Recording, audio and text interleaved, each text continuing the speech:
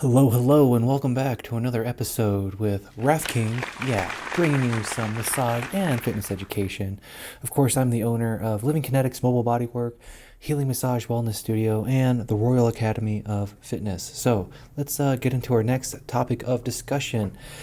Today, I want to talk about kind of this general saying that we use in massage therapy. And I had recently gone to a class where they had brought this saying up, and the instructor and one of the students there, who have way more experience than I do, by the way. The instructor had like 35 years, and the student had like 30 years, right? I'm coming in at 15 here.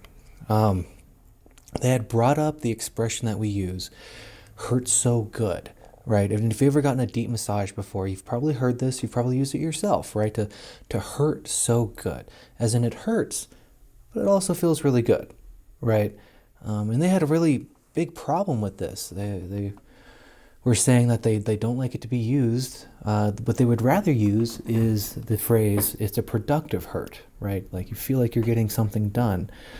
And I like that. It makes sense, right? But on the other hand, I wondered what the big hubbub was about, what the big fuss was about. And I'm not attacking these people by any means. These are people who have way more experience in the field than I do. I guess why I'm bringing it up today is to kind of speculate as to what might be wrong with it. Why would productive hurt be better than hurt so good, right? I think for most of us, we understand that hurt so good, like what it means. It means a productive hurt, right? It means that it might be intense right now, but there's clearly some type of benefit that's going to come from this, right?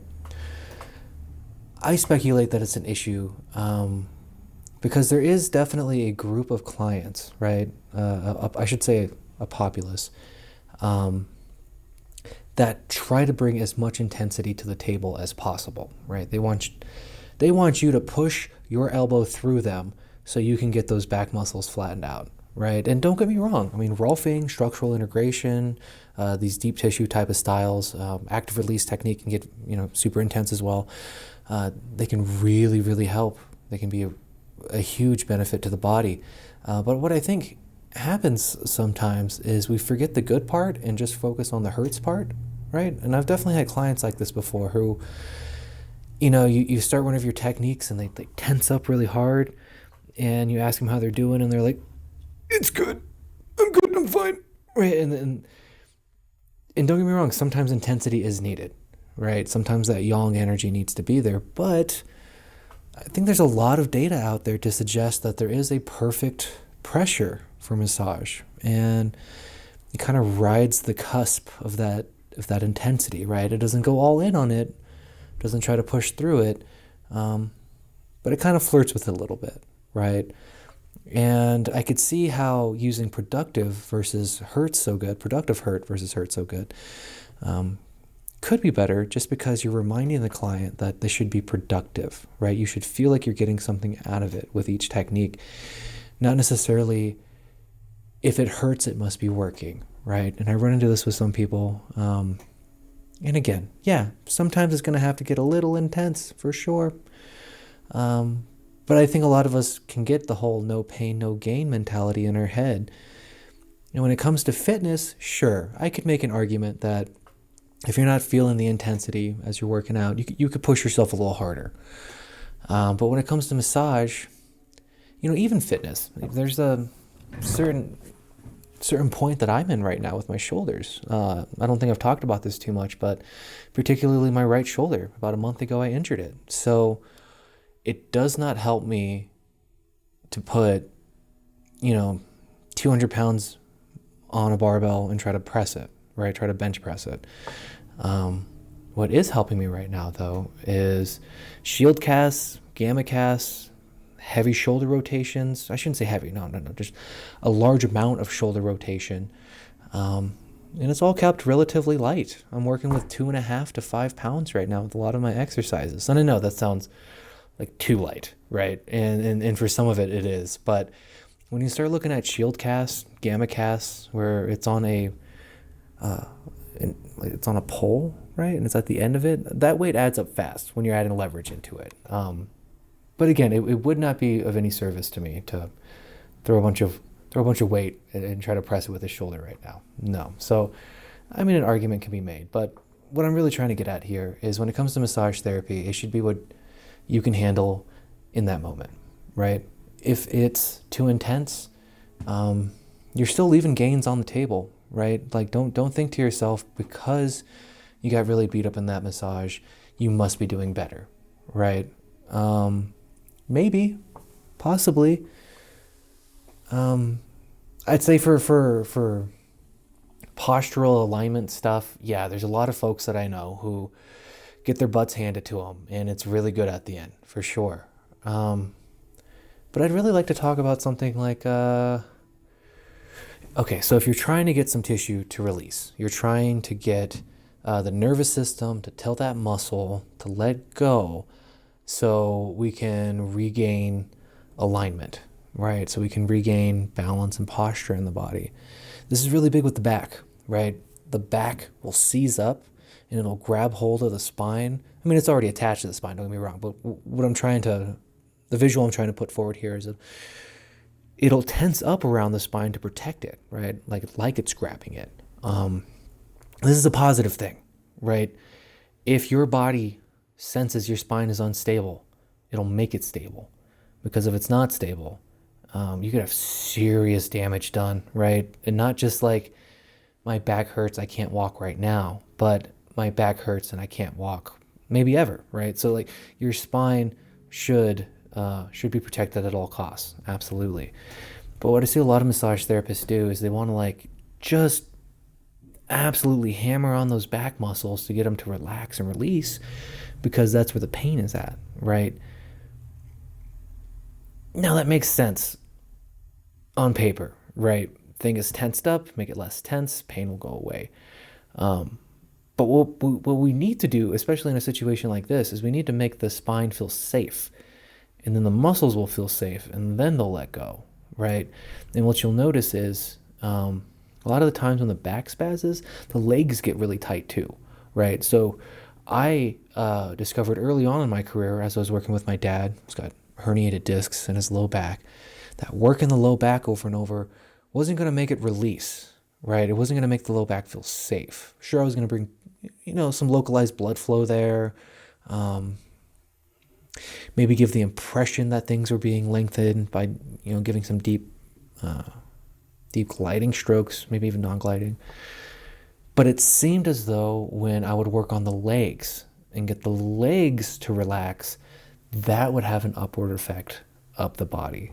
And really, it wasn't hammering the legs to relax. It was giving that productive pressure, right? It wasn't hammering them, making it hurt. Because I'm sure we've all heard the thing, if you have a headache, smash your thumb and your headache will go away because all you can focus on is your thumb, right? That's not what we're getting at here. What I'm rather getting at is you can get into this vicious pain cycle, right? And I'm sure we've all heard about it before, where there's a stimulus that happens, pain happens because of it. Because of the pain, there's obvious injury and dysfunction, so you're going to have an inflammatory and protective response from the body. This is a good thing. However, it can hurt, right? As beautiful as it can be that the body is a constantly healing machine, we don't always respect that, and we can't always respect it, right? Sometimes I got to go to work, right? It's okay if my back hurts, but I still got to go to work. And even though movement is part of the healing process, it can provide the stimulus of pain again. So you can get stuck in that cycle where there's the stimulus, you have pain, you have the inflammatory and protective response, right? Things are tightening up, things are becoming inflamed because of this, trying to heal you, trying to protect you.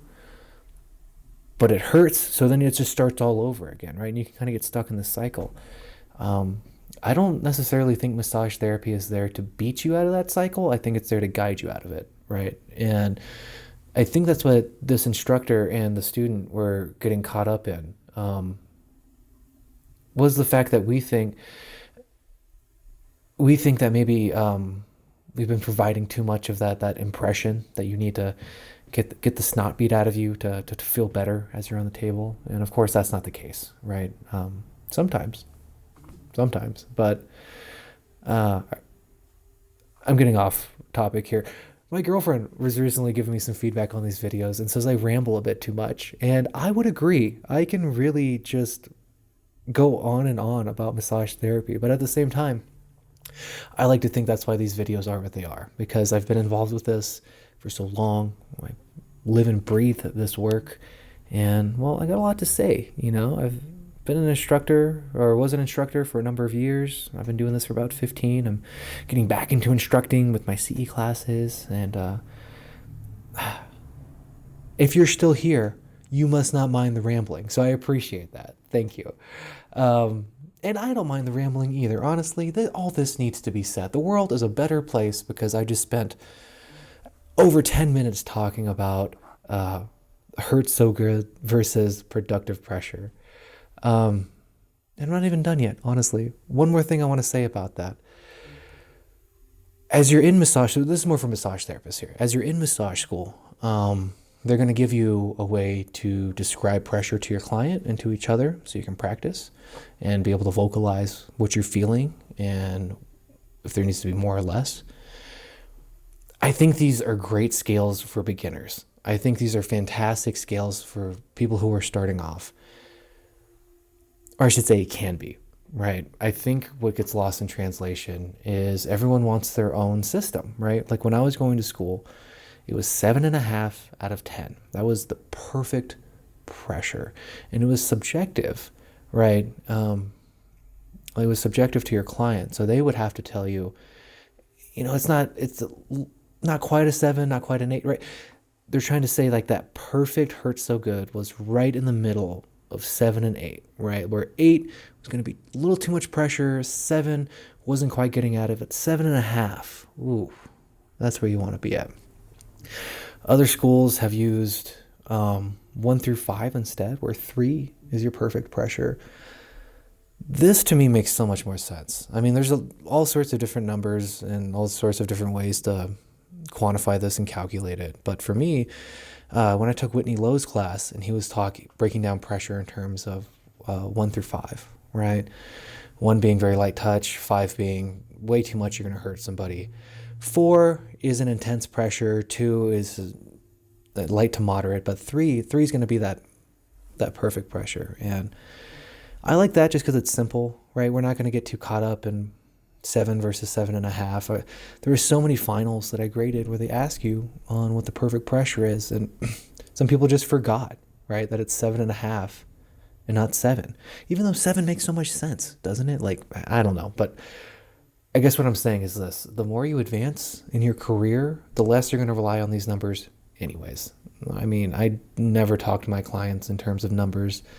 There might be some people out there who do. I don't want you to feel like I'm attacking you, but for the most part, the more you do massage therapy, the more you're going to become in tune with whoever you're working on, right? They could be somebody brand new, and you're going to talk to that tissue.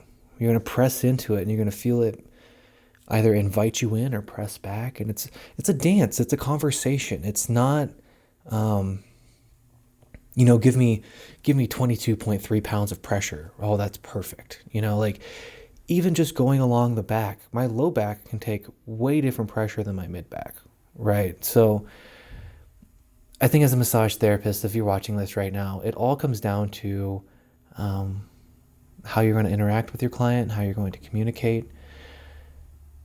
And that being said, let's not communicate that they need to feel pain to feel better. That comes along only with certain circumstances. So thank you so much for hanging out with me today. I really appreciate you and all my rambling, listening to all my rambling. I do appreciate my rambling too, actually. Feel free to stay tuned as I'm coming out with a second edition to my book. I'm coming out with training programs for personal trainers and massage therapists and all sorts of stuff. So stay tuned and check it out. We'll see you in the next video. Take care, everyone.